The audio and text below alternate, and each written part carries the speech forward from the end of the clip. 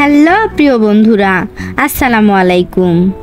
আশা করি আপনারা সবাই খুব ভালো ও সুস্থ আছেন।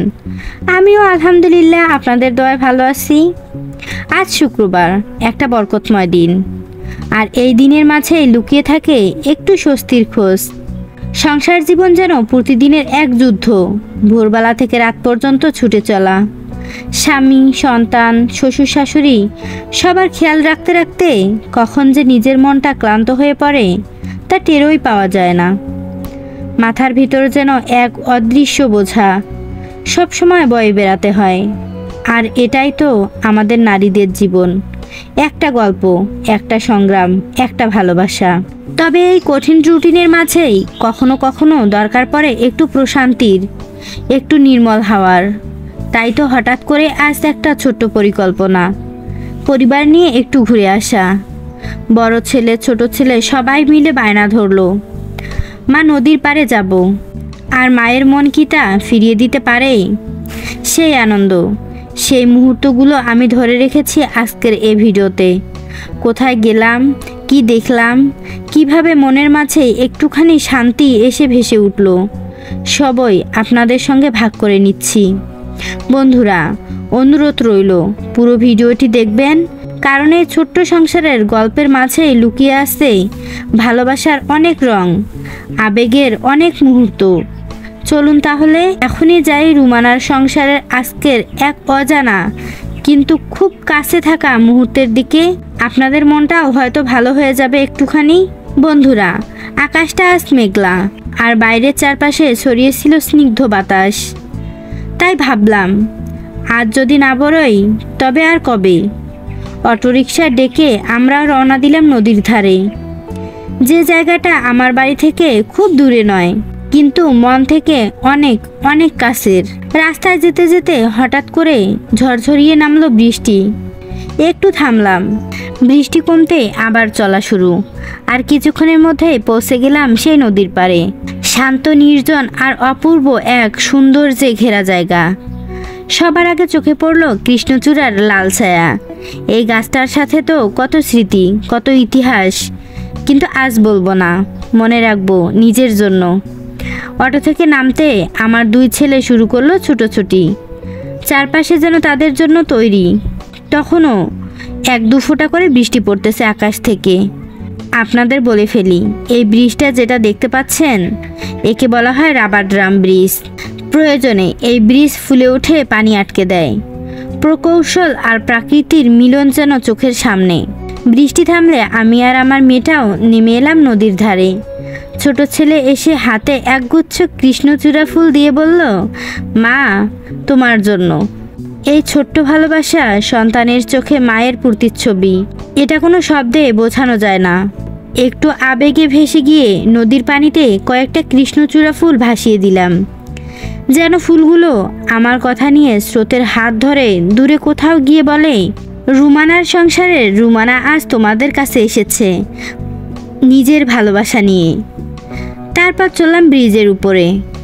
ওই উপরে উঠে চারপাশে তাকালাম।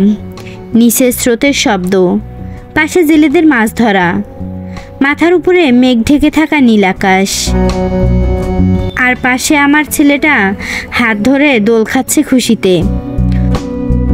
ওর চোখে যে আনন্দ, সেটা দেখে আমার নিজের ছোটবেলার কথা মনে পড়ল।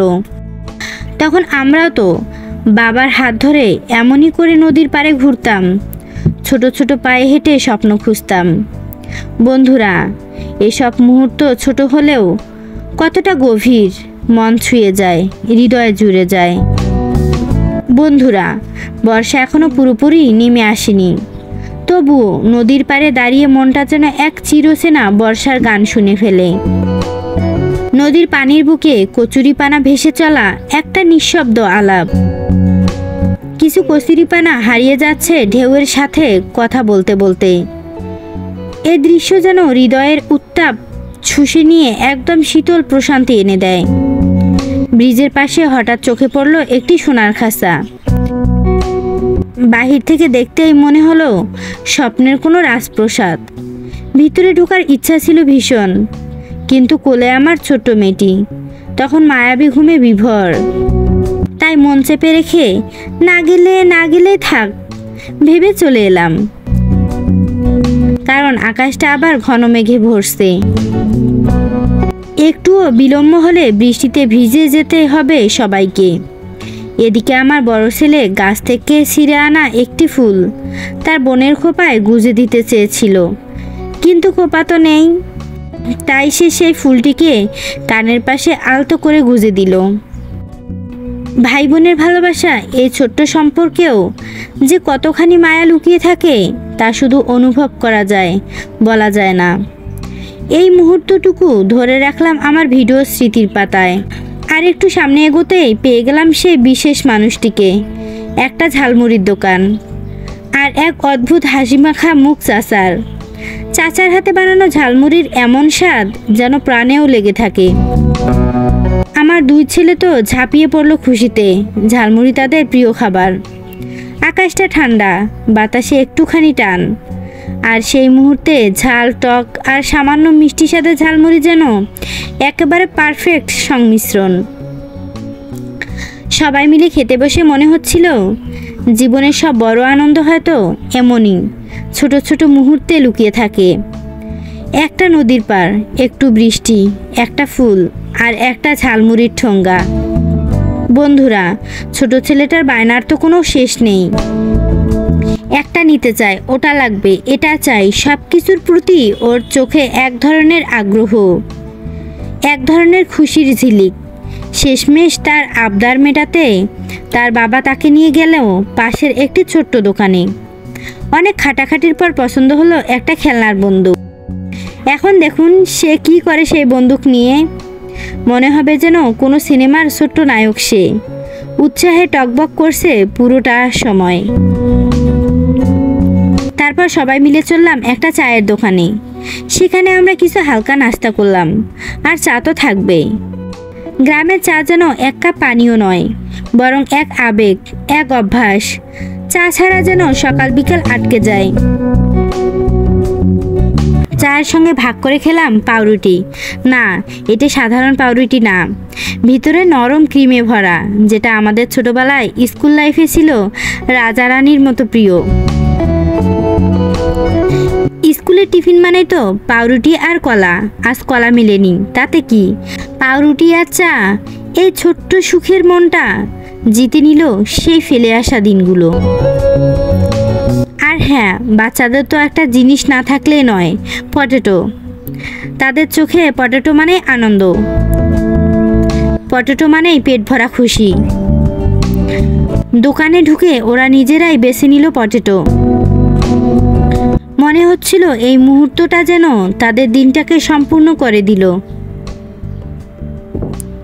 বন্ধুরা, ছোট ছোট বাচ্চাদের নিয়ে যখন আমরা কোথাও ঘুরতে যাই, তখন যে আনন্দটা পাই সেটা ভাষায় প্রকাশ করার মতো নয়।